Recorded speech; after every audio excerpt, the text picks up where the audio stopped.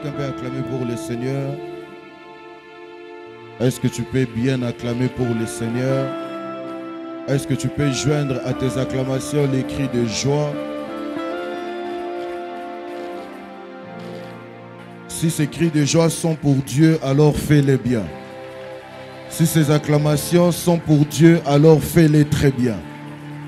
Je ne sais pas pourquoi je vois certaines personnes encore assises, mais si c'est à Dieu que nous remettons l'honneur, si c'est à Dieu que nous sommes en train de remettre la gloire, l'honneur, alors je suis en train de t'inviter, de te tenir sur tes deux pieds, d'acclamer royalement pour le Seigneur. Ne le fais pas parce que je te l'ai demandé, mais trouve durant ces instants un moment durant lequel tu es en train de dire merci à Dieu. Laisse que tes acclamations disent merci à Dieu. Là où tes paroles ne l'ont peut-être pas fait, là où tu n'as peut-être pas trouvé de mots, je suis en train de t'exhorter. Laisse que tes mains puissent trouver des mots pour exalter Jésus. Je connais un Dieu qui par tes acclamations peut te donner un témoignage. Je connais un Dieu qui par tes acclamations peut faire tomber des murs qui sont restés longtemps debout contre toi. Je connais un Dieu qui n'est pas seulement le Dieu qui reçoit les adorations, mais c'est aussi un Dieu qui siège au milieu de nous. Mon Dieu, mon Dieu, mon Dieu, mon Dieu.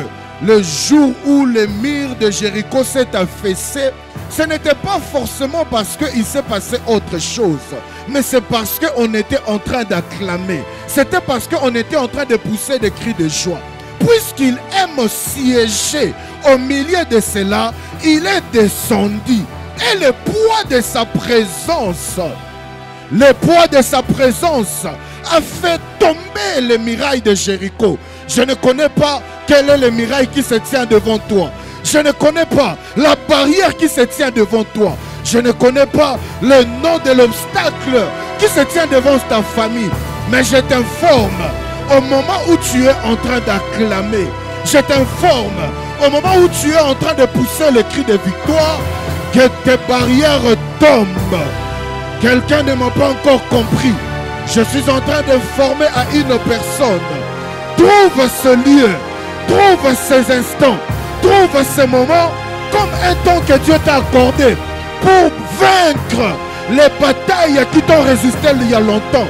Je suis en train de dire à quelqu'un que par tes cris de joie, qu'il ait un autel qui sera renversé, que par tes cris de joie, qu'il ait une situation qui a longtemps duré, qui va être en train de renverser.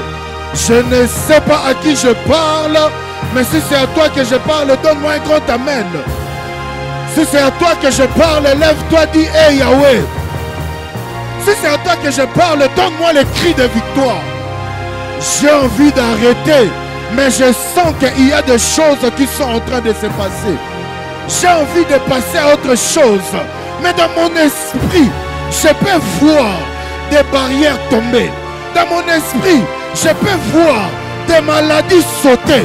Dans mon esprit, je peux voir les infirmités quitter. Là où tu es, n'arrête pas d'acclamer. Là où tu es, n'arrête pas d'exalter Dieu.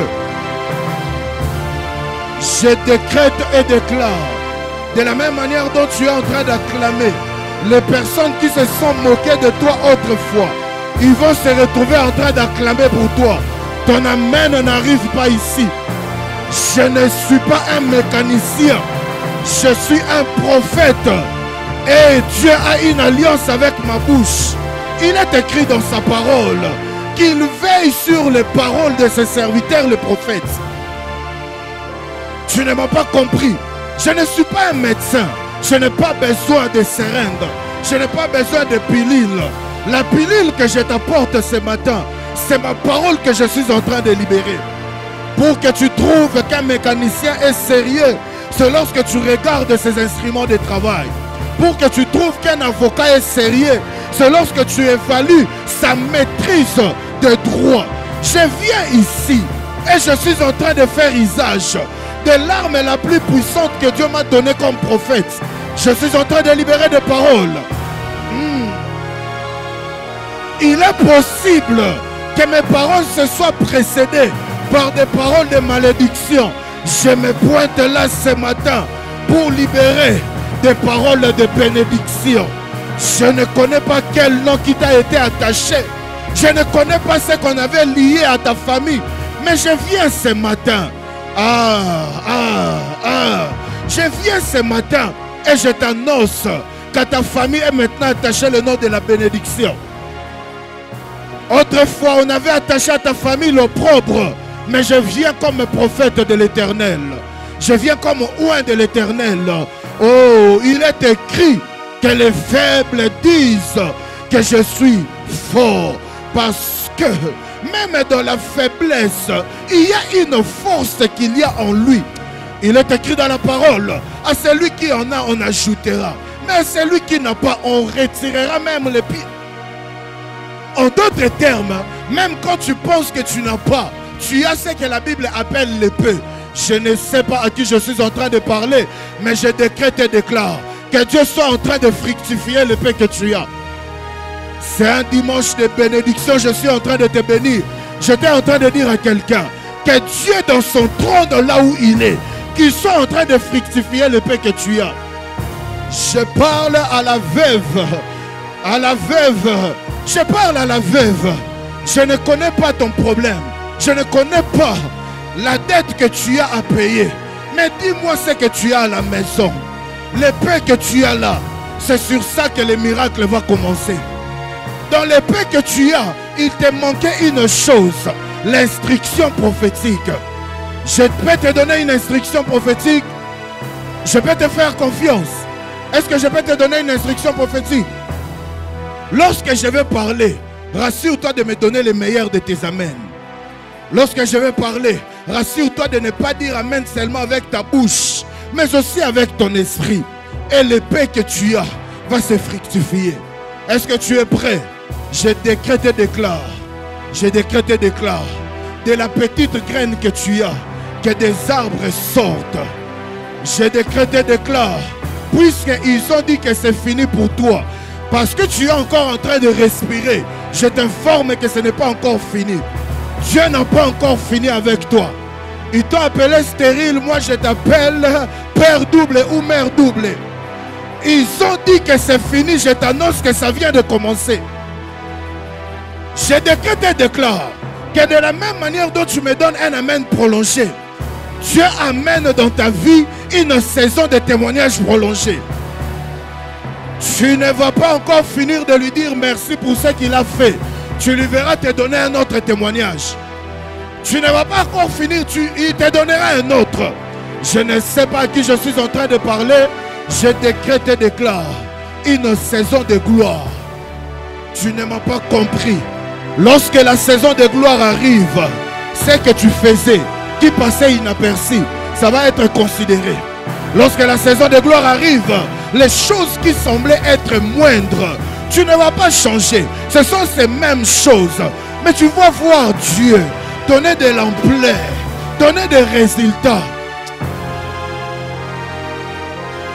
La saison de gloire a fait en sorte qu'un soldat puisse rendre témoignage de David. David qui était dans la brousse. Un jour, on est allé lui chercher dans la cité. On ne l'a pas trouvé.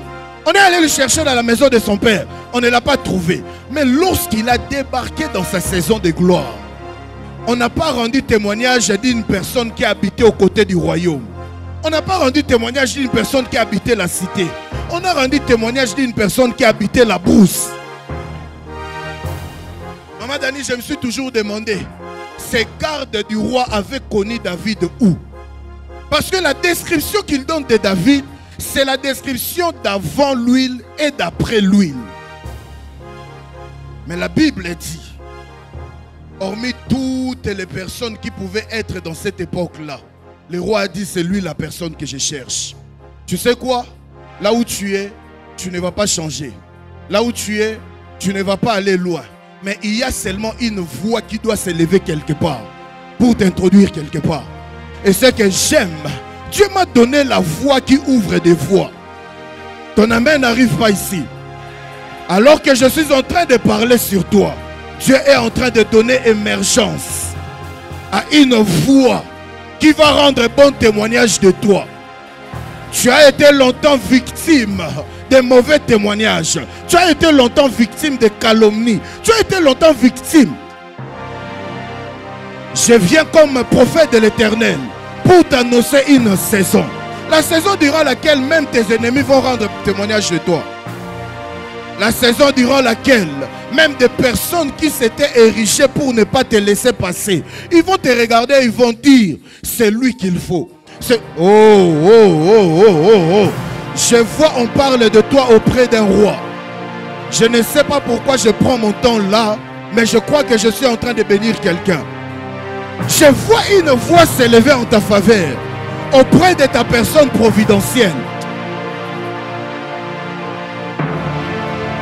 Peu importe la capacité de Joseph à interpréter, il fallait qu'il ait une personne auprès de Pharaon pour rendre témoignage de lui.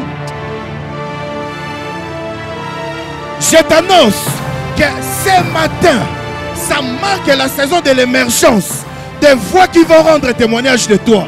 C'est là où on t'a critiqué. C'est là où on a dit que tu ne peux pas avoir accès. C'est dans ces mêmes lieux-là. C'est dans cette même adresse-là qu'une voix un peu plus forte que celle qui te combattait. Mon frère, baisse un peu le son. Je disais, la voix qui t'a combattu, c'était à un niveau. Mais je t'annonce, la voix qui va rendre témoignage de toi, ça va être une voix un peu plus forte. Hein, tu commences à comprendre. Ça va être une voix que le roi écoute. Ça va être une voix que cette personne providentielle écoute. Tu ne me dis pas amen. Dans ta vie professionnelle, il y a l'émergence des voix. Dans ta vie estudiantine, il y a l'émergence des voix. Dans tes projets, il y a l'émergence des voix. Entre toi et ta bénédiction, il y a au minimum une voix. Ton amen n'arrive pas ici. Je prie que ce soit le cas pour toi. Ton amen me dérange. Je disais, c'est le cas pour toi. Nous entrons dans les quelques heures, dans les quelques minutes, dans les quelques semaines avant la fin de 2024. Moi, je t'annonce, mieux vaut la fin d'une chose que son commencement. Tu n'as pas eu de quoi témoigner depuis qu'on a commencé l'année. Je viens comme prophète de l'Éternel pour s'aimer des paroles qui va te permettre de témoigner à la fin.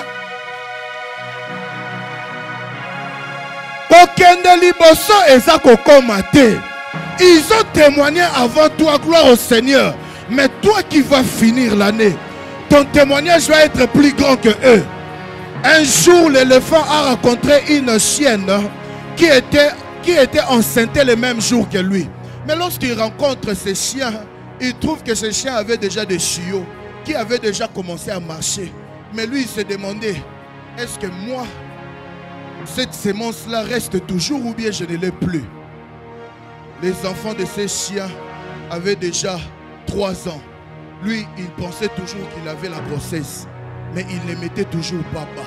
Mais Maman Doudou, 3 ans, 6 mois précis, l'éléphant va mettre bas. C'est là qu'il réalise qu'il était vraiment enceinte.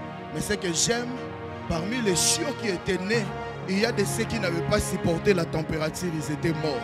Il y a de ceux qui étaient nés, mais ils devaient apprendre comment marcher, comment respirer. Mais lorsque l'éléphant met bas un éléphanteau, cet éléphanteau sort déjà mûr. Cet éléphanteau sort, il n'a plus besoin d'apprendre à marcher. Il marche déjà. Il a déjà la taille plus que 10 fois plus que la taille même du père. Ce n'est pas parce que ça tarde qu'il n'y a pas la sémence. Dieu est en train de finir de préparer ta part. Ton amen n'arrive pas ici. Je disais, Dieu est en train de finir de préparer ta part. Lorsque ils vont recevoir une tissu, il va falloir qu'ils aillent chercher un couturier. Mais toi, on va te livrer un prêt à porter. Tout ce que tu auras à faire, c'est de déballer et de porter. Oh, est-ce qu'il y a quelqu'un qui est prêt à être livré de la bénédiction prête à porter? Ce que j'aime avec le prêt à porter à la taille de celui qui a commandé. Dans le prêt à porter, on n'a plus besoin de tailleur. Tu vas recevoir une bénédiction qui va te ressembler dans ta saison. Je t'annonce une bénédiction qui va avoir ta taille. Une bénédiction qui va avoir la gloire correspondante. Je refuse le genre de bénédiction où on réfléchit encore, est-ce que c'est vraiment la bénédiction ou pas. Je prie pour le genre de bénédiction où même les plus incrédules réalisent que Dieu a fait. Je prie pour le genre de bénédiction où même ceux qui se moquaient de toi quand ils priaient, ils viennent te demander c'est où l'adresse de ton église. Tu ne me comprends pas. Je disais, tu reçois une bénédiction où on va venir te demander c'est où l'adresse de ton église. Frère, tu n'en as pas besoin. Tu es assis. Alléluia. Alléluia. Que Dieu vous bénisse. Je ne sais pas pourquoi j'ai mis autant de temps. Mais c'est mon cœur qui était en train de bénir quelqu'un. Alléluia. Gloire au Seigneur. Amen, amen. Prenons directement les Écritures et puis on va se rasseoir une bonne fois pour toutes. Alléluia. Est-ce que quelqu'un est prêt pour ce matin? Alléluia. Alors je vais demander au pasteur de m'aider avec la lecture des Écritures. Genèse chapitre 15, du 1er au 18e verset. Et puis on va prendre 1 Samuel 26, du 11 au 13e verset. Après, on va prendre Job 4, 13 et aussi Job 33, 15. Je répète, Genèse 15, 1 au 18e verset. 1 Samuel 26, 11 à 13, Job 4, 13, aussi Job 33, 15. Je vous demande de vous tenir sur vos deux pieds pour honorer la parole. Peut-être tu es fatigué, s'il te plaît, lève-toi. Il y a un moment où Dieu fait des miracles, c'est lorsqu'on est en train de lire sa parole. Amen. Il est possible que tu reçoives ton témoignage en ce moment même, en ce net moment. Amen. Ton amen me dérange ce matin. Allons-y, pasteur Ramazani. Genèse chapitre 15, le premier verset jusqu'au 18e verset. Yes. Je lis au nom de Jésus. Amen. Après ces événements, la parole de l'Éternel fut adressée à Abram dans une vision et il dit: Abram, ne crains point. Je suis ton bouclier et ta récompense sera très grande. Verset 2. Abram répondit: Seigneur éternel, que me donneras-tu?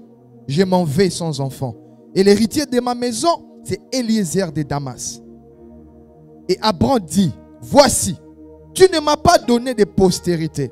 Et celui qui est né dans ma maison sera mon héritier. Alors la parole de l'Éternel lui fit adresser en ceci: Ce n'est pas lui qui sera ton héritier, mais c'est celui qui sortira de tes entrailles qui sera ton héritier. Et après l'avoir conduit dehors, et il dit: Regarde vers le ciel et compte les étoiles, si tu peux les compter. Et il lui dit: Telle sera ta postérité. Verset 6. Abram eut confiance en l'Éternel, qui les lui imputa à justice. Verset 7. L'Éternel lui dit encore: Je suis l'Éternel. Je t'ai fait sortir d'Ur en Chaldée pour te donner en possession ces pays. Abram répondit: Seigneur éternel, à quoi connaîtrai-je que je les posséderai? Et l'Éternel lui dit: Prends une génisse de 3 ans, une chèvre de 3 ans, un bélier de 3 ans, une tourterelle et une jeune colombe. Verset 10.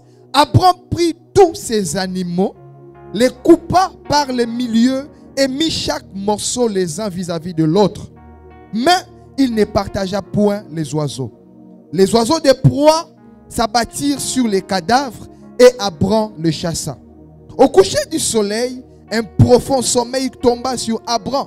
Et voici, une frayeur et une grande obscurité vinrent l'assaillir. Verset 13. Et l'Éternel dit à Abram. S'il vous plaît, pasteur Ramazani, revenons dans le verset 12. Le verset 12. Au coucher du soleil, un profond sommeil tomba sur Abram. On est face à une scène. Dieu est en train de parler à Abraham dans une vision. Jusque-là. Oui. Et c'est une vision ouverte. En plein jour, Dieu lui parle et il se met à exécuter ce que Dieu lui a demandé de faire. Oui.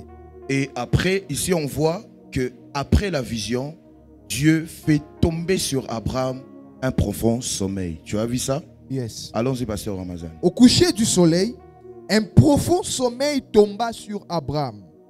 Et voici, une frayeur et une grande obscurité vinrent l'assaillir. Le verset 13.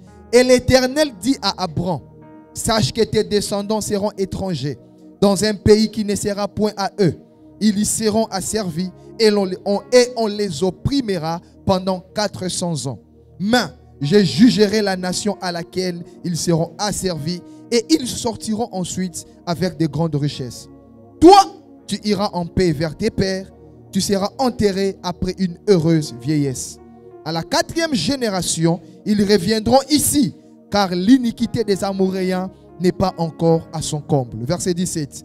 Quand le soleil fut couché, il y eut une obscurité profonde, et voici, ce fut une fournaise fumante, et des flammes passèrent entre les animaux partagés. Le verset 18. En ce jour-là, l'Éternel fit alliance avec Abraham et dit, je donne ces pays à ta postérité, depuis les fleuves d'Égypte jusqu'au grand fleuve, au fleuve d'Euphrate.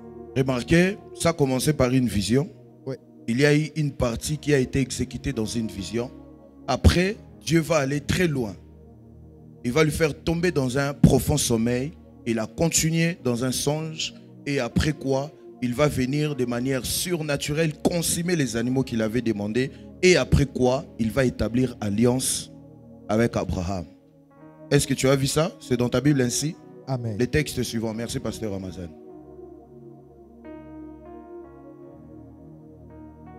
Les textes suivants, 1 Samuel chapitre 26, 11 à 13. 1 Samuel 26, 11 à 13, nous lisons au nom de Jésus. Loin de moi par l'Éternel de porter la main sur loin de l'Éternel. Prends seulement la lance qui est à son chevet avec la cruche d'eau et allons-nous-en. David prit donc la lance et la cruche d'eau qui était au chevet de Saoul. Et ils s'en allèrent. Personne ne les vit, ni ne s'aperçut de rien. Et personne ne se réveilla, car ils dormaient tous d'un profond sommeil dans lequel l'Éternel les avait plongés. Contexte. Ici, c'est la fameuse histoire où le roi Saoul est en train de poursuivre David pour lui donner la mort. Ils arrivent quelque part, ils vont camper. Et puis David apprend que le roi qui veut lui donner la mort a campé quelque part. Vous êtes avec moi? Et David prend ses hommes des armes. Ils vont aller à la rencontre du roi. Mais lorsqu'ils arrivent, ils trouvent et le roi, et les soldats, et les gardes, et tous ceux qui allaient avec le roi dans un profond sommeil que la Bible précise que l'Éternel les avait plongés. Et David fait quoi? Il vole certaines histoires. Après quoi même il va utiliser pour faire des chantages aux gardes pour dire vous n'êtes pas digne de garder le roi. D'ailleurs j'ai pris ça, je pouvais même lui donner la mort. Vous voyez un peu? Mais ici retenez s'il vous plaît qu'ils se sont retrouvés dans un profond sommeil. Quel Éternel? Vous voyez? Allons-y, continuons. Non, c'est bon, je pense avec toi c'est bon. Les prochains textes. Job chapitre 4, le verset 13, ainsi Job chapitre 33, le verset 15. Job, chapitre 4, le verset 13, je lis au nom de Jésus. Amen. Au moment où les visions de la nuit agitent la pensée, au moment où les visions de la nuit agitent la pensée, quand les hommes sont livrés à un profond sommeil. Précisément quand les hommes sont livrés à un profond sommeil. Allez-y, pasteur. Job chapitre 33, verset 15. Je lis au nom du Seigneur Jésus. Amen. Il parle par des songes, par des visions nocturnes, quand les hommes sont livrés à un profond sommeil. Il parle par les songes, par les visions nocturnes, mais précisément quand? Pas quand tu as encore un sommeil agité, mais c'est quand tu te retrouves dans un profond sommeil. Amen, amen. Quand ils sont endormis sur leur couche. Quand ils sont endormis sur leur couche. Permettez-moi de faire cette dernière lecture et puis on va reprendre nos places. Actes chapitre 10, c'est la fameuse histoire que nous connaissons. Actes chapitre 10, le verset 11 et suivant, je lis. Il vit le ciel ouvert et un objet semblable. Excusez-moi, je prends le verset 10. Actes 10, 10. Il eut faim et il voulut manger. Pendant qu'on lui préparait à manger, il tomba en extase. Il vit le ciel ouvert et un objet semblable à une grande nappe attachée par les 4 coins qui descendaient et s'abaissaient vers la terre. Et on s'est trouvé tout, et où s'est trouvé tous les quadrupèdes et les reptiles de la terre et les oiseaux du ciel. Et une voix lui dit, lève-toi Pierre, tue et mange. Mais Pierre dit, non Seigneur, car je n'ai jamais rien mangé d'essuyé, ni d'impur.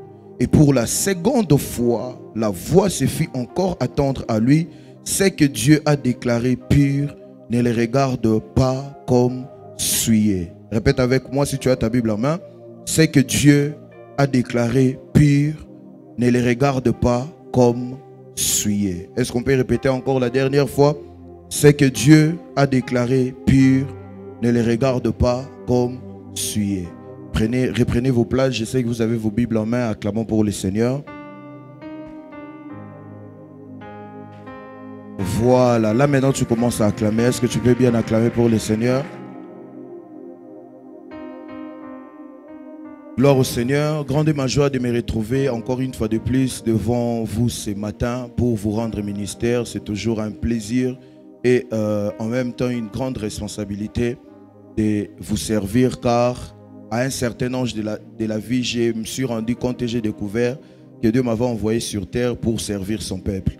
Et toutes les fois que je me tiens devant le peuple de Dieu, j'ai une joie immense parce que je réalise que c'est pourquoi je vis, que je suis en train de faire.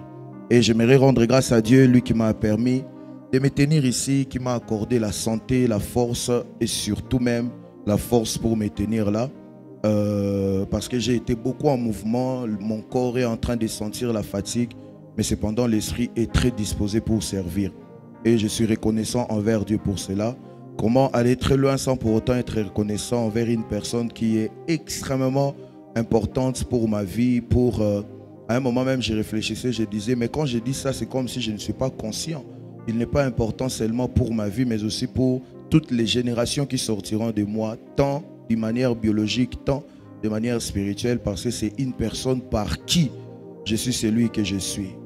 Je l'ai dit par habitude, mais c'est aussi par réalité. Quand j'ai réfléchi là, j'essaye de trouver qu'est-ce que je peux dire en résumé de lui, j'en trouve pas. Ça me poussera toujours de beaucoup parler et de ne pas prêcher. Donc directement, comprenez que j'ai parlé de mon père spirituel, qui est notre père spirituel à nous tous, le prophète Joël Francis Tatou, qui est une très grande bénédiction pour moi. C'est mon père, c'est mon modèle, c'est ma référence. Et j'aimerais aussi faire une salutation spéciale à maman, à sa tendre épouse, qui est une grande bénédiction pour la grande communauté des églises Port-des-Cieux dans le monde, mais particulièrement pour moi, parce que j'ai une relation personnelle aussi avec elle.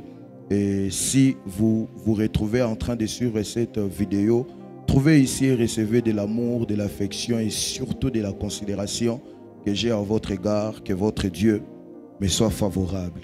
Mais dans cette même lancée, je voudrais rendre grâce à Dieu pour les collèges pastoral que Dieu nous a donné à l'église Port-des-Cieux, qui est en train de faire un très grand travail ici. Il y a de ceux qui reçoivent des matins au soir, il y a de ceux qui sont en prière pour les peuples, il y a de ceux qui se surpassent pour rendre les services qu'ils rendent ici. En tout cas, j'aimerais que vous, les peuples qui bénéficient de cette grâce, vous puissiez vous joindre à moi et que nous puissions acclamer et honorer toutes ces personnes.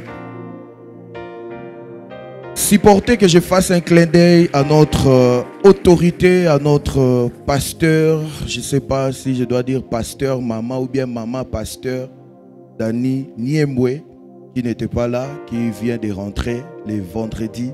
Nous sommes très contents de t'avoir à la maison. Au moins, si je l'ai dit aujourd'hui, tu verras que ce n'est pas par profit. Parce que les autres jours, ce que tu fais, ça pourrait paraître comme si je l'ai fait par profit parce que tu l'as fait. Aujourd'hui, tu ne l'as pas fait, je l'ai dit. Alléluia, acclame pour le Seigneur. Les choses cachées sont pour Dieu. Les choses cachées sont pour les pasteurs. Vous recevez seulement les codes. Gloire au Seigneur. Et tolérez-moi, je suis ici, je suis l'un de vous, mais par la grâce de Dieu, j'ai reçu une lourde charge et une grande mission d'aller sur l'autre bord. Donc comprenez que, étant pasteur de l'autre bord, il y a des brebis qui sont attachées à ma voix, qui sont en train de me suivre. Je ne peux pas aller très loin sans pour autant les saluer. Ils sont en direct. En tout cas, on n'a pas parlé, mais je vous fais confiance. Je sais que vous suivez. Si vous n'avez pas suivi, que Dieu vous pardonne. Mais si vous suivez, soyez bénis là où vous êtes. Amen, amen. Alléluia. Prêche avec moi ce matin. Alléluia. Alors, par la grâce de Dieu, depuis les mardis, j'ai commencé une série d'enseignements. Comme vous le savez, il s'agit bien des rêves, des animaux, ainsi que le monde spirituel. Amen, amen. Comme vous pouvez voir même vous-même, les thèmes, c'est un grand thème, c'est extrêmement colossal. Il est impossible de tout dire à ce sujet durant 3 interventions, mais je pense que par la grâce de Dieu, j'ai pu trouver le cœur de Dieu dans ce que je devais dire. Et je crois que par la grâce de Dieu, nous en étions bénis et édifiés. Si c'est le cas, acclame pour le Seigneur pour m'encourager. Et donc, les mardis, dans notre culte d'esprit et d'enseignement, j'ai abordé les thèmes, mais j'ai beaucoup plus mis de l'emphase sur différentes origines des rêves. J'en ai parlé, j'ai dit les rêves venaient de nos multiples occupations. J'ai dit les rêves venaient de ce que l'on souhaitait avoir mais que l'on n'avait pas. J'ai dit aussi que des rêves venaient bien évidemment de Dieu, mais j'ai dit aussi que les rêves venaient aussi évidemment, bien évidemment, du diable. Amen, amen. Et j'ai mis de l'emphase là, mais les vendredis, nous avons continué. Les vendredis, j'ai beaucoup plus resté sur l'apparition de certains animaux, de certains oiseaux même que l'on aperçoit dans nos rêves. Et il y a même des animaux qui sont impératifs pour tout chrétien, bon, pour tout être humain d'avoir vie au moins une fois dans la vie. Et je suis beaucoup plus resté sur l'interprétation. Et j'aurais bien voulu dire un peu plus par rapport à ces récapitulations, mais je cours derrière les temps et nous avons la grâce d'avoir une église qui a une chaîne YouTube. Donc vous pouvez vraiment consulter notre chaîne YouTube, Joël Francis Tatou TV, et vous allez être en contact avec ces enseignements. Et aujourd'hui, par la grâce de Dieu, je vais essayer, selon les temps qui m'est imparti, de parler vraiment de tous les thèmes. Ça veut dire de parler vraiment des rêves, les animaux, les mondes spirituels. Amen, amen. Alléluia. Est-ce qu'on peut avancer? Et je ne peux pas aller très loin sans pour autant revenir sur certaines définitions que j'avais données. Et comme je l'ai dit, c'est déjà dans les réseaux, mais ici je vais brosser et puis je vais avancer. Amen, amen. En premier lieu, j'ai dit, les songes, ou bien les rêves si vous voulez, est une des grandes et efficaces voies de communication avec le monde spirituel. Lorsque je parle du monde spirituel, je parle du monde spirituel, je parle du royaume de la lumière, mais aussi du royaume des ténèbres. J'ai dit aussi que les rêves est une des portes qui permettent à l'humanité de visiter et d'expérimenter le monde spirituel. J'ai dit aussi que les rêves est l'une des fenêtres à travers lesquelles un esprit mûr parvient à guetter les réalités, les conventions, les réunions et les tribunaux de la nuit. Vous allez vous rendre compte que dans vos rêves, ce que vous voyez, c'est souvent les réalités. Ce que vous voyez, c'est souvent des conventions. Maman Dani même, pas plus tard que quelques minutes, Maman Dani, mais on parlait de tout et de rien. Et dans ses dires, il m'a donné un exemple que je vous donne. Il m'a parlé d'une chose que je ne veux pas trop être explicite dedans, mais un pasteur aurait rêvé de ça et c'est par là. Non, lui, Dieu lui avait parlé de ça aussi par un rêve. Et puis, un autre pasteur dans la même semaine a rêvé de ça et ils ont compris que c'était la voix de Dieu pour une direction. Parce qu'au fait, dans les rêves, il n'y a pas seulement nos fantasmes, mais dans les rêves, il n'y a pas seulement ce que l'on aurait voulu voir, mais il y a aussi des réalités. Donc, ce sont des choses qui touchent l'actualité. Quand tu rêves de ça, c'est peut-être quelque chose qui se passe. Que dire des personnes à qui on appelle peut-être en une nuit pour dire « Ah, on a une mauvaise nouvelle, telle personne vient de s'éteindre. » Et la personne dit, je viens de rêver que telle personne était en train de s'éteindre.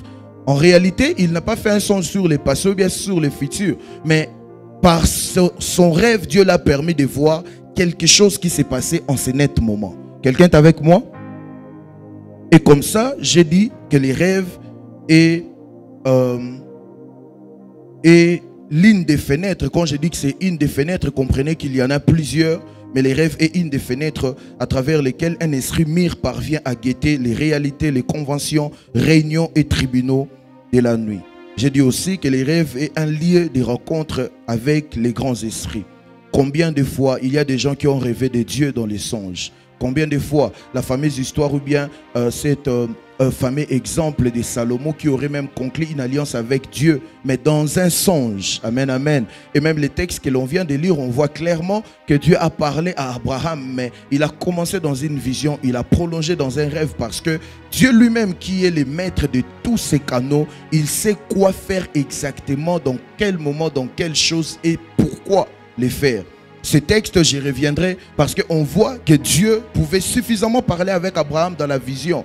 Mais pourquoi il a fait une partie dans la vision et après il a réservé une partie dans les rêves? Au point où même, je sous-entends qu'Abraham n'avait pas sommeil. Mais la Bible dit, Dieu a fait tomber sur lui un profond sommeil. En d'autres termes, ce que Dieu voulait traiter avec lui ne pouvait pas se traiter par une autre voie si ce n'est pas par un rêve.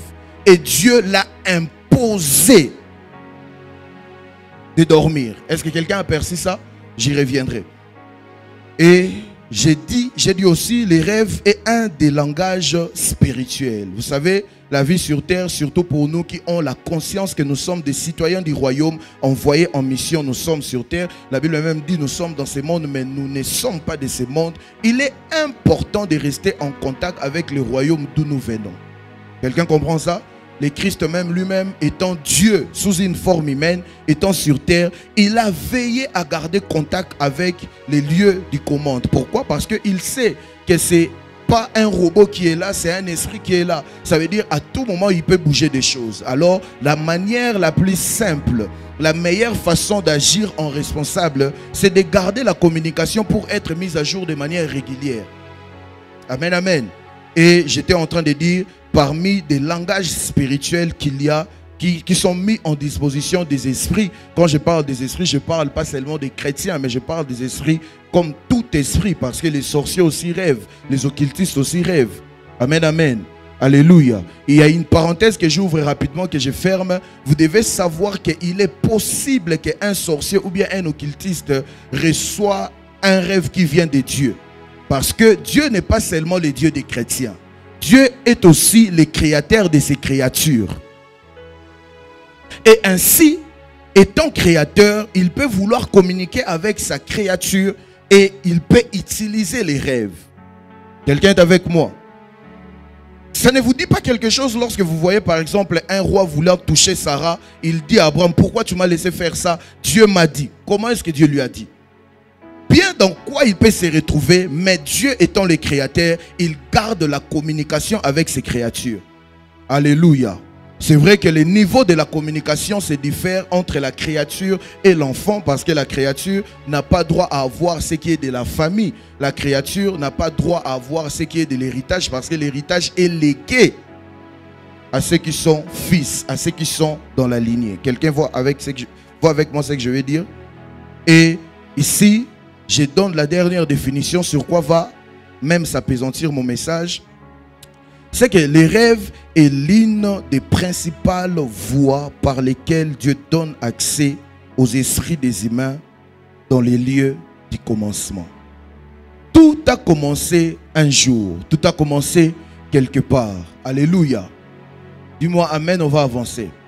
Tout a commencé quelque part et il est très important. Prophète, pourquoi on va en parler? Parce qu'il est très important de se réajuster de manière continuelle afin d'avancer et de toucher l'objectif, de toucher les buts pour lesquels on a été relâché. On a l'habitude de le dire, aussi longtemps tu vis sans pour autant savoir c'est pourquoi Dieu t'avait créé, tu n'as pas encore commencé à vivre. Tu commences à vivre le jour où tu découvres la raison pour laquelle Dieu t'avait créé. Dis-moi, la raison pour laquelle il t'avait envoyé sous le soleil. C'est comme ça, tu peux vivre ta vie et mourir, et le jour du jugement, Dieu te dit, tu as vécu, tu m'as craint bien sûr, mais dans ton ordre de mission, tu n'as même pas réussi à une mission. Parce que Dieu ne peut pas envoyer un esprit, un être humain sur terre seulement pour vivre comme un chrétien et puis mourir comme ça. Non, on a tous une mission. Alléluia, alléluia. Et vous devez savoir, puisque la mission est accordée à l'esprit et que c'est cet esprit qui habite ton corps, dans ton corps, cet esprit a des limitations, entre autres la capacité de se rappeler de tout ce que l'esprit porte. On rencontre très souvent une réalité ou bien un phénomène très récurrent. C'est quoi? L'oubli de la mission. Ton esprit n'ignore pas la mission. Mais cependant, les cerveaux qu'il y a dans le corps où cet esprit est porté, le cerveau n'a pas la capacité de tout emmagasiner. Et le problème qu'on a, c'est qu'on se retrouve dans une société développée, on se retrouve dans une société où tout bouge, on se retrouve dans une société où il y a la mutation à tout moment. Ça veut dire si tu es attaché à ton corps va suivre les rythmes de la société. Il faut être attaché à l'esprit pour savoir c'est pourquoi tu as été envoyé, ce que tu dois faire en ces moments-là et où tu dois finir. Comprenez qu'il y a plusieurs personnes qui vivent sur terre mais qui ne vivent pas la vie qu'ils étaient censés vivre sur terre. Avant même qu'on atteigne le niveau du combat spirituel, on dit on a ravi ma vie. Avant même qu'on atteigne ça, des fois nous nous dévions de notre route. Non pas parce qu'on nous a déviés, mais parce qu'on n'a pas été sensible à jeter un coup d'œil sur l'ordre de mission. Lorsque tu es en train de conduire pour aller dans un lieu que tu ne connais pas, si tu as tapé sur Google Maps, à chaque seconde tu auras l'œil sur l'itinéraire. Pourquoi? Parce que tu connais d'où tu viens. Où tu vas, peut-être la destination finale tu connais, mais la voie pour y arriver tu ne maîtrises pas. Et la moyenne la plus simple pour te référer de la voie, c'est quand tu guettes à tout moment l'itinéraire. Et l'homme blanc, si vous voulez, bon, l'homme est tellement intelligent qu'il a mis même la voie dans cette application. Ça veut dire au cas où tu es distrait et que tu ne parviens pas à guetter, l'application de soi-même va se rassurer de te donner les instructions. À 10 mètres, tourne à droite. À 10 mètres, tourne à gauche. Quelqu'un est avec moi? Je sais où je suis en train d'aller avec vous. Et comme ça, j'ai dit ici, les rêves est une des voies par lesquelles Dieu passe pour donner à l'esprit d'un humain. Quand je parle de l'esprit d'un humain, je parle de ton esprit, je parle de mon esprit. Pour donner à cet esprit accès au lieu du commencement. Vous savez pourquoi? Parce que l'esprit de l'humain, pour se rafraîchir la mémoire, ne se rafraîchit pas la mémoire à hier si ce n'est pas au lieu du commencement. Est-ce que je parle à quelqu'un? C'est comme ça, il est possible qu'en cours de route, qu'un prophète se pointe pour te dire, ma soeur, tu n'étais pas censé faire ce que tu fais, tu es censé faire ce que tu dois faire. Mais cependant, tu as un cerveau. Le cerveau va se mettre à réfléchir. Le cerveau va se mettre, en tout cas, s'il parle même le français et que ton niveau d'études n'est pas assez avancé, tu ne pourras pas forcément bien comprendre. S'il parle encore l'anglais, j'ai fait un voyage récemment, les escales que j'ai dû faire, c'était dans des pays anglophones. Donc, j'ai compris pourquoi Jonathan me dit toujours, il faudrait que j'apprenne l'anglais. Ça veut dire, à mon âge et à ma taille, j'étais comme un enfant. Je suivais ceux à qui on répondait. Ça veut dire, lui, on lui a répondu, nous faisons la même route. Et tu lui demandes, ils ont dit quoi? Ils ont dit ça. Suis-moi seulement. À la limite, il est fatigué de t'expliquer. Il te dit, bon, attends, nous allons à la même destination. Suis-moi seulement.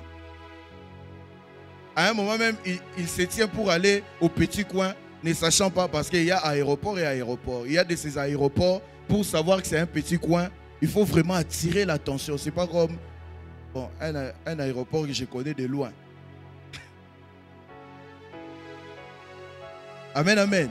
Et comme ça arrive. Le langage d'un prophète soit tellement peut-être fort pour que ton cerveau puisse comprendre. Ça arrive que le message d'un prophète soit tellement fort. Et d'ailleurs, les services prophétiques, c'est une chose bonne parce que ça nous permet d'être orientés. Mais tu tombes dans une mauvaise adresse lorsque le prophète lui-même, il n'a pas bien compris ce qu'il a reçu comme message. Parce que lorsqu'il te le donne, et toi et lui, vous êtes désorientés. À une période, il y a des prophètes, des fameux prophètes qui se pointent dans les réseaux sociaux pour donner les résultats des élections avant que ces résultats soient promulgués. Et aux États-Unis, il y avait une femme et un homme. Nous connaissons tous les résultats que plusieurs prophètes avaient donnés. Pour les autres, ils avaient tapé à côté. Mais pour les autres, ils avaient vu quelque chose, mais ils n'avaient pas bien compris. Mais ils ont exprimé ce qu'ils ont cru comprendre. Vous voyez ça un peu? Et les rêves est une des voies par laquelle Dieu laisse les prophètes. Il vient vers toi lui-même. Il vient face to face avec ton esprit, afin de rappeler à ton esprit ce que ton esprit est censé faire. C'est comme ça que le premier jour de mon enseignement, j'avais dit, je toucherai les derniers points où les rêves a pour origine Dieu à la fin. Pourquoi? Parce que c'est extrêmement vaste. Alléluia. Alléluia. Et il y a beaucoup de types de rêves qui viennent de Dieu qui peuvent être classifiés. Et ici, j'aimerais dire une chose, puisqu'on en a mis l'emphase. Il ne faut pas croire que lorsque l'on dit que Dieu lui fait tomber dans un profond sommeil, il ne faut pas laisser ton cerveau te faire croire ce que tu penses déjà là. Le profond sommeil, ce n'est pas forcément ce qui arrive après 1 heure de sommeil. Parce qu'il y a des gens, quand tu attends profond sommeil, tu te dis, quand je dors, ça doit prendre le temps. Après, je me retrouve dans les profonds sommeils. Frère, moi, je connais des gens qui, en 1 seconde, ils peuvent se retrouver dans un profond sommeil. Ou tu peux même être en train de pincer une partie de son corps. Il ne sent pas. Il y a même un frère à nous, je lui salue en passant là où il est. On les a volés à la maison. Mais c'est que Mara, pasteur Ramazani, on a tout volé dans la pièce où il était. Et le voleur a trouvé les lits aussi importants. Donc, il a pris lui la personne. Il a déposé quelque part. Et il a pris les lits. Il est parti avec. En sortant, il s'est rendu compte que ces vêtements-là étaient aussi importants. Il les lui a déshabillés. C'est une histoire.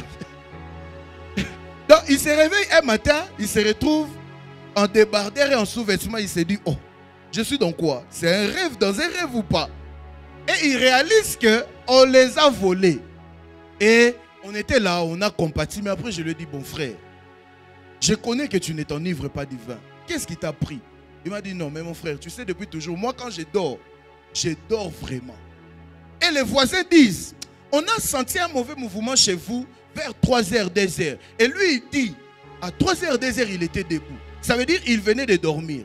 Imagine, il vient de dormir. Mais on l'a volé, on l'a bougé, il n'a pas senti. Ça peut te faire rire, mais il y a des profondeurs aux profondeurs. Il y a de ce sommeil de vous à moi. Médicalement parlant, c'est peut-être pas approuvé, mais étant des hommes spirituels, il y a de ces sommeils qui sont des morts. Oui, il y a de ces sommeils qui sont vraiment la mort. C'est juste Dieu lui-même qui est en train de gérer. Par exemple, quand tu te réveilles, tu dis j'ai fait un songe. Dans le songe, j'étais peut-être étouffé. Et tu te réveilles, tu trouves ton corps transpiré. Donc tu étais aussi étouffé avec ton corps. Est-ce que tu t'es déjà posé la question, si ce n'était pas Dieu, quel allait être ton sort? Médicalement parlant, on parle aujourd'hui des arrêts cardiaques. Vous ne pensez pas que ce qui est justifié comme arrêt cardiaque pouvait commencer par un profond sommeil, mais dont la personne n'a pas pu sortir. Je connais des gens qui ont dormi étant en bonne santé, mais au réveil, il s'est réveillé pas intelligent. Il s'est réveillé bête. C'est ce que nous on appelle souvent kizengi. Parce qu'il y a des niveaux de la sorcellerie. Lorsqu'on te rencontre dans les profonds sommeils, où ton esprit est vulnérable, on peut te prendre et te remplacer. Un jour, je disais à un jeune prophète qui me disait, prophète, comment faire pour aller dans tel coin? Dans tel coin, je lui ai dit, par expérience, je n'ai pas un travail à te donner, à donner à ton esprit, mais laisse ton esprit grandir. Quand ton esprit grandit, ton esprit pourra aller dans certains coins et être en sécurité. Si tu n'as pas grandi, tu peux te retrouver dans certains coins, mais ne plus savoir comment revenir. Et ce que vous ne savez pas, c'est que dans le monde spirituel, la loi de la substitution existe. Il est dormi, il était la personne que vous connaissez, mais à son réveil, il est devenu colérique. Parce que son esprit est saisi quelque part. Mais on a... Il a commencé un service, il a tellement prophétisé ce jour-là, il était fatigué, il s'est assis. Mais lorsqu'il s'est relevé, on pensait que c'était la fatigue, mais depuis c'est comme si il y a quelque chose qui ne cloche pas. Il dit maintenant n'importe quoi, il prophétise sur tout le monde parce qu'il n'est plus lui. Son esprit là est enchaîné quelque part, on a remplacé un autre esprit. Et souvent, quand tu commences à beaucoup prier dans la maison, quand tu commences à beaucoup prier, même si vous êtes une famille de 10 personnes et que tu es la seule personne qui prie, remarque, si tu pries trop à la maison ce jour-là, les gens à la maison commenceront à sentir la présence de Dieu. Vous savez pourquoi? Parce que les lieux où ton esprit a accès, ça crée comme un lien entre les lieux là et là où ton corps reste. Mais cependant, ce qui n'est pas bien, que vous devez apprendre, si aussi tu es dans une maison où il y a tellement des incantations, il y a aussi une porte qui se crée entre les lieux où le corps reste et les lieux où l'esprit se rend. C'est comme ça qu'on vous parle des ouvertures des portes. Mais voyez avec moi une chose. Il y a une réalité qui est longtemps restée devant nos yeux, mais on ne s'est jamais rendu compte. Je vous parle d'une réalité où il y a des rêves, mais les genres de rêves qui sont donnés dans les profonds sommeils. Il y a des rêves qui sont dangereux. Mais les rêves qui sont donnés dans les profonds sommeils sont extrêmement dangereux. Dis-moi amen, on va avancer. Lorsque l'on parle de profonds sommeils, si tu es un lecteur de la Bible, ça doit te rappeler quelque chose. Si tu es un enfant de Dieu, ça doit te ramener à une chose. C'est quoi la chose? C'est la création d'Ève. Pour que Dieu puisse créer Ève, Dieu a imposé un profond sommeil à Adam. Et à partir de ce profond sommeil, à son réveil, il a trouvé Ève. Et bizarrement, il a su trouver le nom correspondant à la femme. Et d'ailleurs, ce n'est pas Adam qui a nommé Ève, mais Ève a été nommée par Dieu. Adam a nommé tout ce qui existait, mais Ève a été nommée par Dieu. Alléluia. Mais pourquoi j'en parle? Parce qu'en fait, si on doit s'appesantir à l'image ou bien à l'expérience qu'a eu Adam, on réalise que lorsque un profond sommeil vient de Dieu, ce n'est pas seulement un profond sommeil, mais Dieu se sert aussi du profond sommeil pour la création. C'est par le profond sommeil d'Adam que Dieu a créé Ève. En d'autres termes, lorsque tu entends parler du profond sommeil, il s'agit soit, un, de la création, mais deux, soit Dieu est en train de te ramener dans les lieux de la création. Dis-moi amen, je vais te faire comprendre. J'ai besoin de 3 frères ici. Venez rapidement, 3.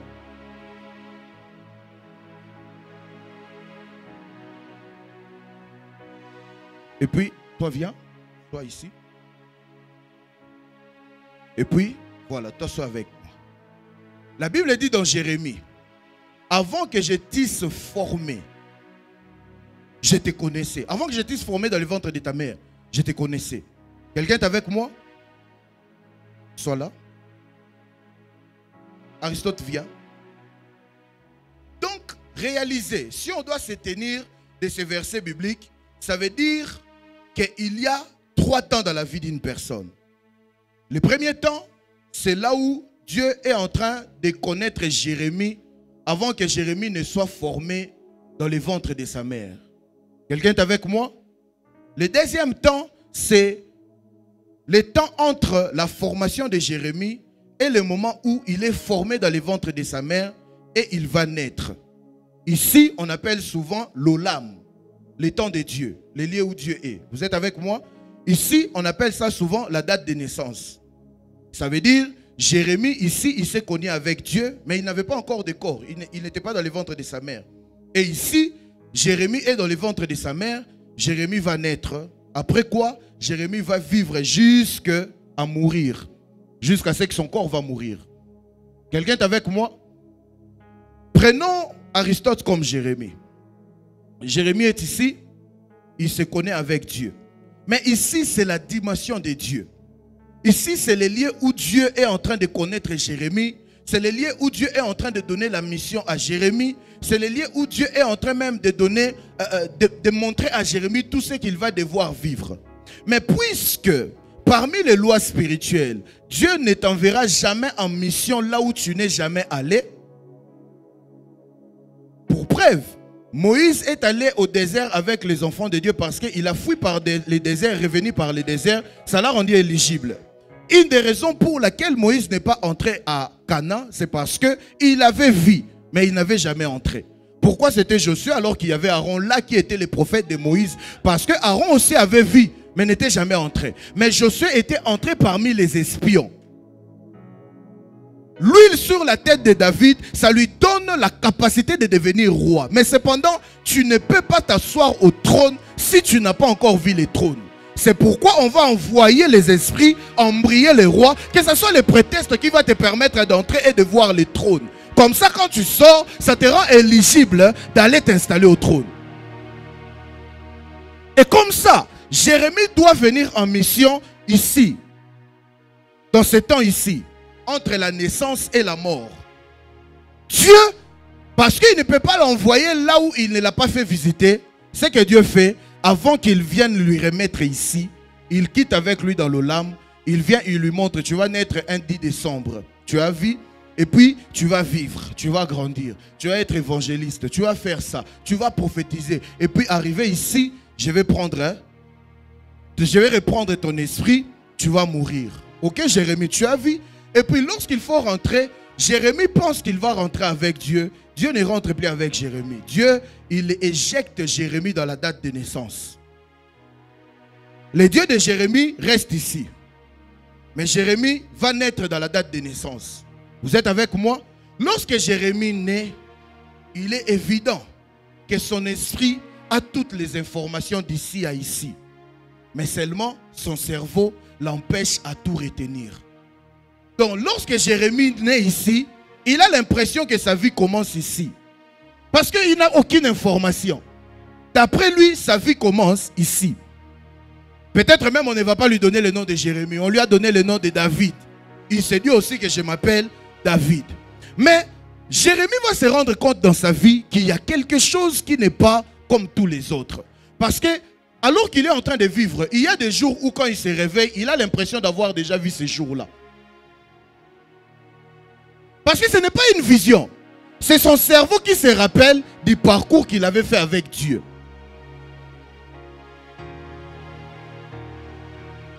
Donc, son cerveau, quand ça avance, son esprit dit à son cerveau, tu penses vivre ici pour la première fois? On a déjà été ici. C'est pourquoi même Dieu lui dit, quand toi tu viens là, ne t'inquiète pas pour ton lendemain. Pourquoi? Parce que moi j'ai fait cette marche avec toi. Toi tu es en train de venir ici. Moi ton Dieu, j'étais resté ici, je viens vers toi. C'est pourquoi Jérémie, quand il parle de Dieu, quand je dis Jérémie, ne prends pas les prophètes Jérémie, je parle de l'être humain. Quand il parle de Dieu, il dit gloire et honneur à celui qui était dans l'Olam. Qui est? Au lieu de dire qui sera, il dit qui vient. Parce que son esprit atteste en lui que mon futur là, ce n'est pas son futur. Lui, il était resté ici. Il est en train de rentrer dans mon présent. Mais Maman Dani, un problème majeur avec Jérémie, on lui permet d'oublier ses parcours. Il n'est pas obligé de se rappeler de ce qu'il avait parcouru avec Dieu. Mais cependant, Pasteur Ramazani, il est obligé de se rappeler de ce qu'il avait vu ici, avant de naître. Parce que sa vie là-bas n'est rien s'il ne se rappelle pas de la vision. La vision est très importante que la vie. Parce qu'on vit pour la vision. La vision est très importante que la femme ou le mari. Parce que la femme ou le mari n'est pas important si la vision n'est pas accomplie. Et donc, c'est ici qu'on appelle le lieu du commencement. C'est ici que tout a commencé. Mais maintenant, Jérémie, quand il naît, il a des déficits, il n'arrive plus à se rappeler de ce qui a été dit dans le lieu du commencement. Les transports maintenant que Dieu utilise pour permettre à Jérémie de rentrer dans le lieu du commencement pour se rappeler de ce qui a été dit. Parmi ces transports, un des transports s'appelle aussi les rêves.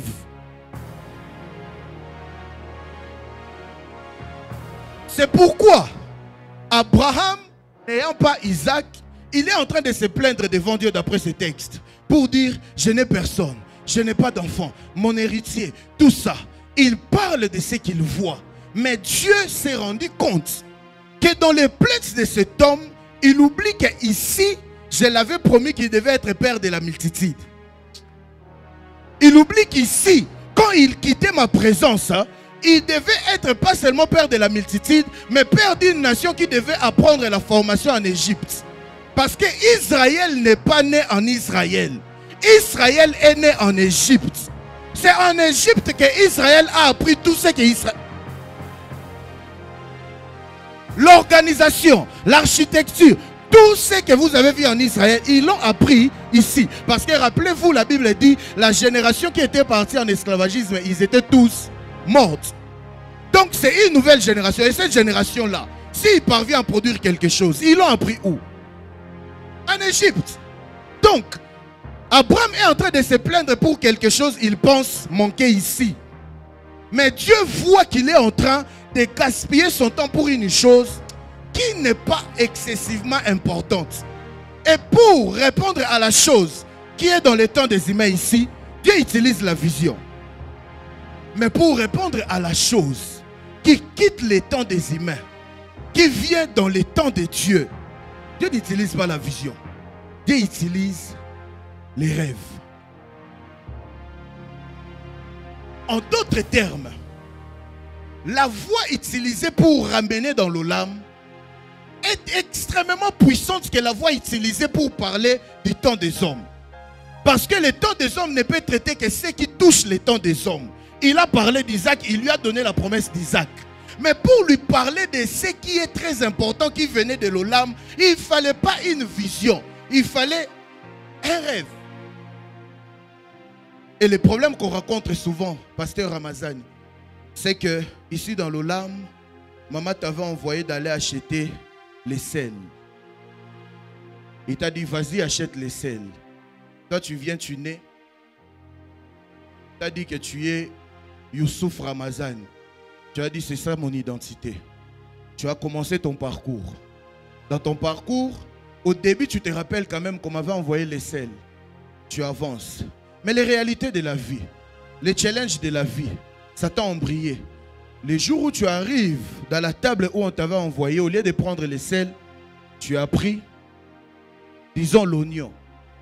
Et quand tu rentres, un prophète te rencontre et te dit, oh, mais toi on ne t'avait pas envoyé les sels. Est-ce que ce que tu es en train de faire, c'est ce qu'on t'avait envoyé? Tu crois comprendre, mais tu n'as pas bien compris. Quand tu rentres, un autre prophète te dit, oh, est-ce que toi tu es sûr que ce que tu as dans la main, c'est ce qu'on t'avait envoyé? Tu te dis, oh, vous tous vous m'interpellez, mais vous ne me dites pas exactement.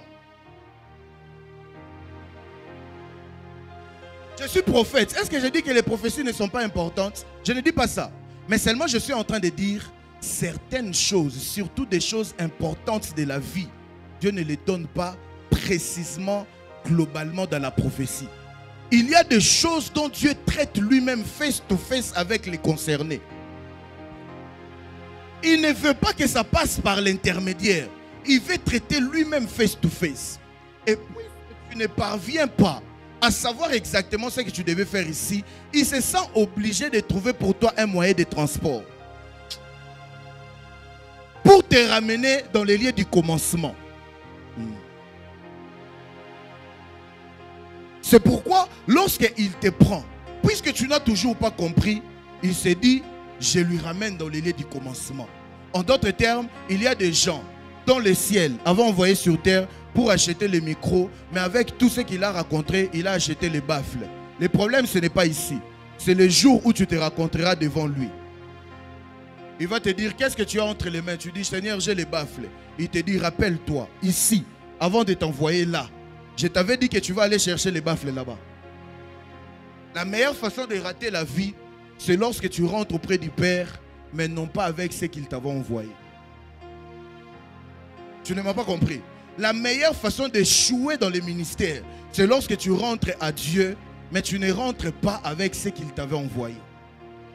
Et la méthode de Dieu, pour t'épargner cette fin tragique, c'est que quand tu es ici, en train de t'embrayer, en train de chercher des voies et moyens, il envoie les prophètes, tu ne comprends pas. Il envoie des paroles de connaissance, tu ne comprends pas.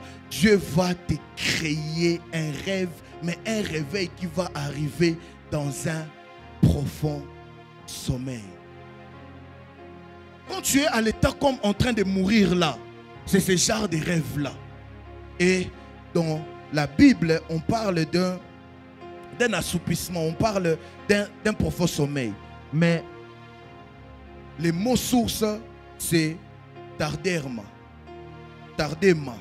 Tarderma, si tu veux, la définition, c'est le profond sommeil, transe, catalepsie, mais aussi généralement traduit par profond sommeil, assoupissement. Mentionné seulement 7 fois dans la Bible. Premièrement, dans Genèse chapitre 2, le verset 21, où il est écrit, alors l'Éternel Dieu fit tomber un profond sommeil sur l'homme qui s'endormit. Il prit une de ses côtes et renferma la chair à sa place. Ça, c'est moi, ce n'est pas la théologie. Mais je crois fermement que dans ce profond sommeil, dans cet état-là, Adam n'était pas ignorant de ce que Dieu avait fait de son corps. Dans cet état-là, Adam voyait comment est-ce que Dieu créait Ève par lui. Sinon, comment on connaît que Dieu a créé Ève par Adam? Vous allez me parler de la révélation de Moïse parce que Moïse qui a écrit Genèse. Mais si Moïse qui a vécu plus tard après Adam, il a vu ça, à combien plus forte raison Adam qui avait la capacité de nommer même les poissons qui vivaient sous la mer? Adam était l'extension de Dieu. Donc Dieu voulait créer par lui, mais Dieu l'a mené dans une dimension où il pouvait être la matière première, mais aussi en train de voir ce que Dieu est en train de faire. La deuxième fois où ça a été mentionné, c'était dans Genèse 15 que nous venons de lire, où Dieu a imposé un profond sommeil. La troisième fois, c'était dans 1 Samuel, où nous venons de lire, où Dieu a imposé un profond sommeil, non pas sur une personne, mais sur plusieurs personnes.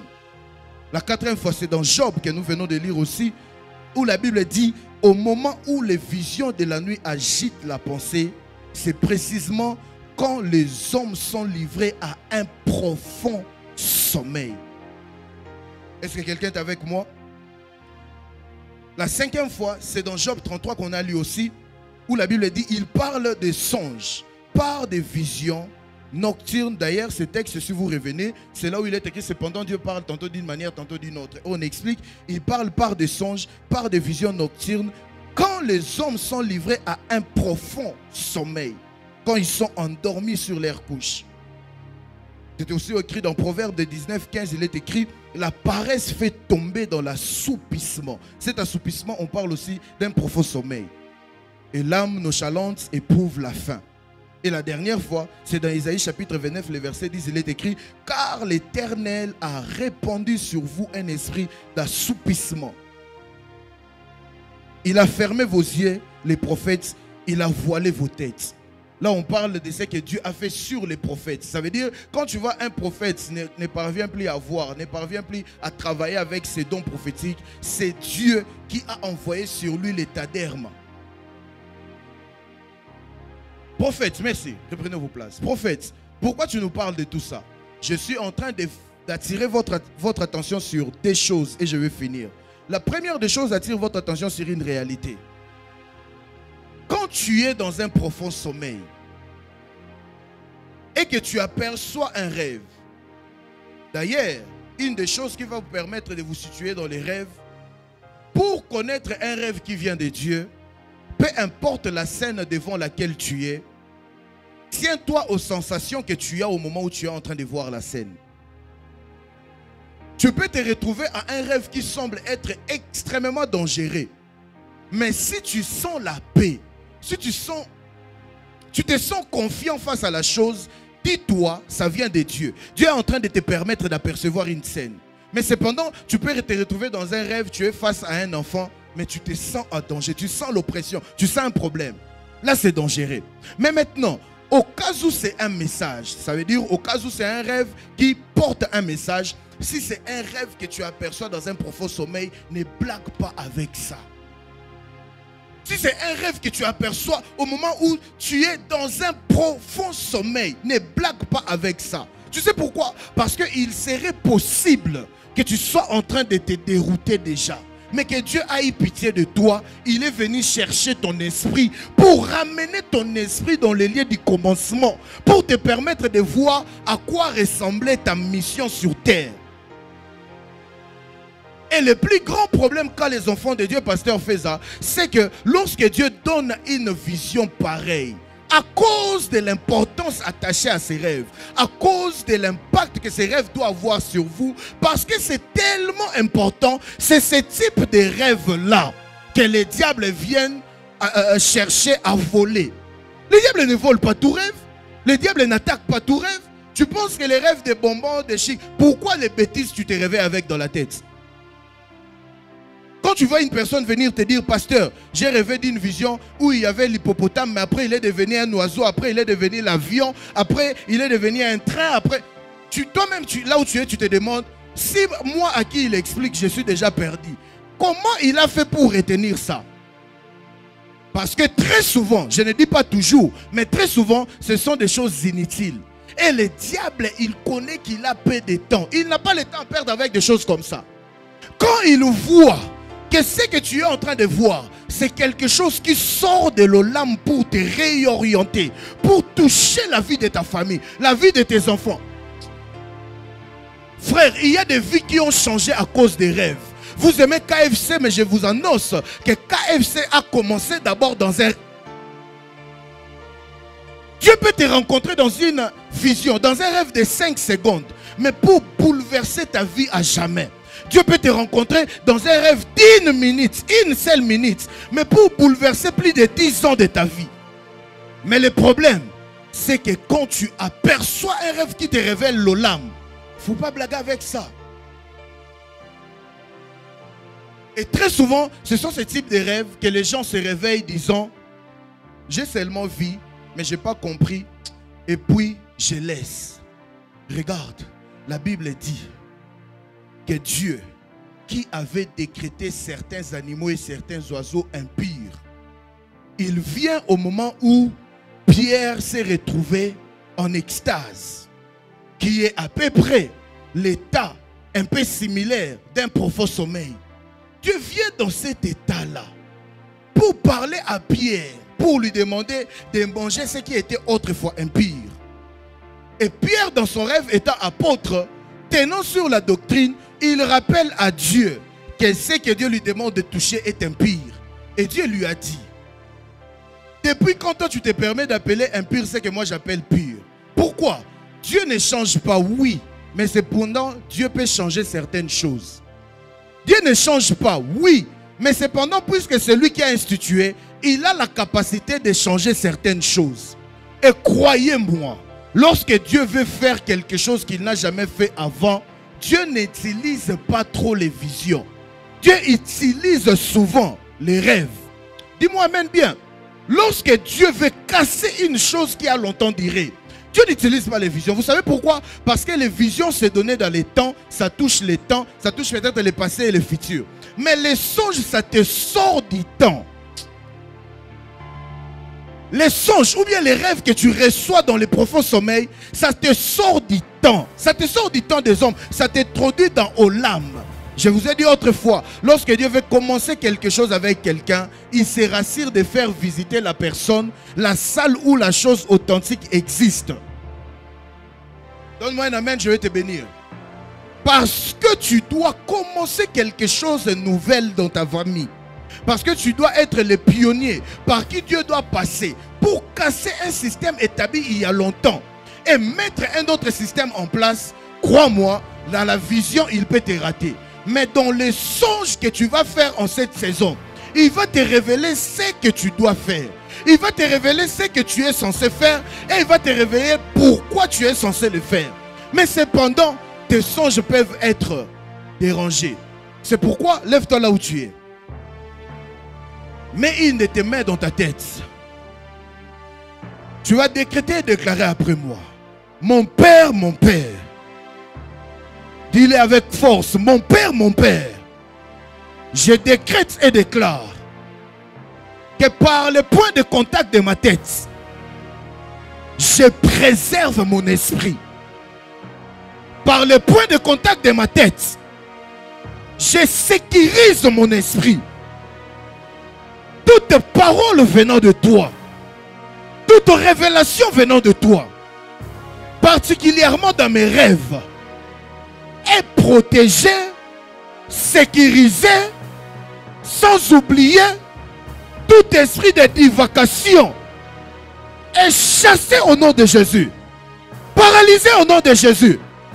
Je décrète et déclare, mes rêves sont mes lieux de rencontre avec toi. Hein, dis-le bien, je décrète et déclare que je ferme tout accès au diable dans ma conscience, dans ma subconscience, ainsi que dans mon esprit. Je décrète et déclare toutes sémences posées par le diable dans mes rêves sont déracinées au nom d'eux. Et je suis en train de décréter et déclarer que mon esprit, ma conscience, ma subconscience deviennent des terres fertiles dans laquelle tu peux poser une sémence. C'est à toi et à toi seul Dieu. Au nom d'eux, je décrète et déclare que tes paroles sont oui et amen. Tu entres dans une saison où si Dieu te rate dans une prophétie, il ne va pas te rater dans ton rêve. Je disais à quelqu'un, tu entres dans une saison. Les choses même que tu demandes à Dieu, des questions que tu poses à Dieu par rapport à ta famille, par rapport à tes projets, par rapport à 10 ans après, si un prophète ne répond pas à ça, je suis en train de décréter et déclarer que Dieu se sert de ton esprit afin de te parler par des rêves au nom de... Je suis même en train de prier. Pas demain, pas après-demain. Que cette nuit même, que Dieu te fasse visiter l'Olam. Les problèmes de la vie, les réalités de la vie, peut-être même à moi-même, ça arrivait une fois à nous dérouter. Et je suis en train de lever ma main droite comme prophète.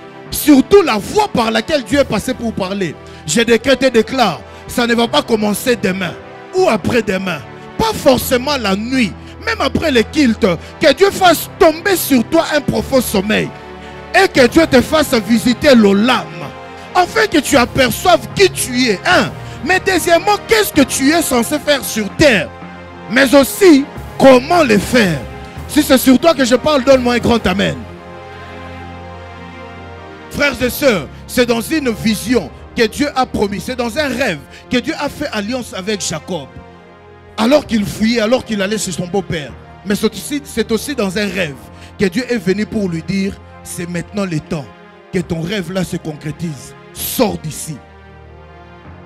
Joseph est devenu celui qu'il est devenu, non pas à cause de plusieurs rêves, à cause de des rêves. Et bizarrement, les rêves qu'il est allé interpréter, pasteur Paul, qui lui a donné cette place-là, il ne s'agissait pas des 35 rêves de Pharaon. Il s'agissait aussi de des rêves. Des fois, tu n'en as pas beaucoup assez. Même un seul rêve peut diriger, établir et orienter ta vie. Voilà pourquoi je prie pour quiconque qui ne rêve pas. Pour quiconque qui ne rêve pratiquement pas. Si c'est comme ça que Dieu t'a créé, gloire au Seigneur. Mais si c'est une dimension qui a été enfermée pour que tu ne sois pas en contact avec Dieu, alors que je parle, que Dieu restaure ton esprit au nom de Jésus. Alors que tu me dis un grand amen, je suis en train de décréter, déclarer que cette dimension soit restaurée au nom de... Je parle à une personne. Alors que je suis sur le point de laisser le micro, je t'annonce que la saison dans laquelle tu te retrouves, c'est une saison où lorsque Dieu voudra te parler, il utilisera tes rêves. Ça ne va plus être les rêves compliqués, ça va être des choses précises, concises et bien éclairées. Tu me donnes un monde, amen, ça commence avec toi. Les réponses que tu as longtemps entendues, ça commence vers toi et ça vient vers toi. Je prie au Dieu de la Bible, je prie au Dieu de ce programme, celui qui a envoyé ce message, de ne pas te rater toi. Oh, je disais de ne pas te rater toi. Que la dimension du prophète songeur en toi revienne au nom de Jésus. Lorsqu'on va s'élever contre toi, que Dieu te le révèle. Lorsqu'on va vouloir te faire du mal, que tu l'aperçois dans un songe. Je connais des hommes et des femmes, tu peux vouloir le faire du mal. Il va rêver de ça. Il va te dire, je ne sais pas comment j'ai fait, mais j'ai rêvé de ça. J'ai pris que cela soit ton partage. Tu voudras investir, Dieu te parlera dans ton songe. Tu voudras prendre une mauvaise décision, Dieu te parlera dans ton songe au nom de... Une prière particulière pour des personnes qui sont des esprits disposés pour écouter Dieu exclusivement par les songes. Je suis en train de prier que l'esprit de distraction qui ne te permet pas de dormir tôt quitte ta vie au nom de Jésus. Il y a des gens, pour écouter Dieu, tu es imposé à dormir à temps, sans distraction. Oh, dis-moi amen bien. Dis-moi amen bien. Que cette saison vienne dans ta vie. Que Dieu t'accorde d'être discipliné. Surtout pour ceux qui dorment. Une autre forme de distraction, c'est lorsque tu commences à rester en éveil au moment où tu dois dormir. C'est lorsque tu commences à rester distrait au moment où tu es censé dormir pour écouter Dieu. Je prie au nom de Jésus que toute sorte de distraction qui vient sur toi alors que tu es sur le point d'écouter Dieu soit chassée dans ta vie radicalement au nom de Jésus. Jacob se plaint dans la maison de Laban. Il est en train de dire, tu m'as tellement occupé, je travaille nuit et jour au point où même le sommeil a quitté mes yeux. Pourquoi? Parce que quand tu examines la vie de Jacob, tu verras que c'est un homme à qui Dieu parlait exclusivement par des songes. Bethel, c'était le songe. El Bethel, le songe. Même pour quitter là, c'était le songe. Et son beau-père étant un magicien, il savait que je peux tout lui laisser. Mais je dois lui ravir le sommeil. Parce que s'il ose dormir, il va voir. Je prie au nom de Jésus. Toute chose qui te ravit ton sommeil, soit chassée et calcinée au nom de... Que Dieu te donne d'avoir un bon sommeil. Parce que tu es de la race de ceux qui voient par le sommeil. Si c'est à toi que j'ai parlé, acclame pour le Seigneur. Si c'est à toi que j'ai parlé, acclame pour le Seigneur.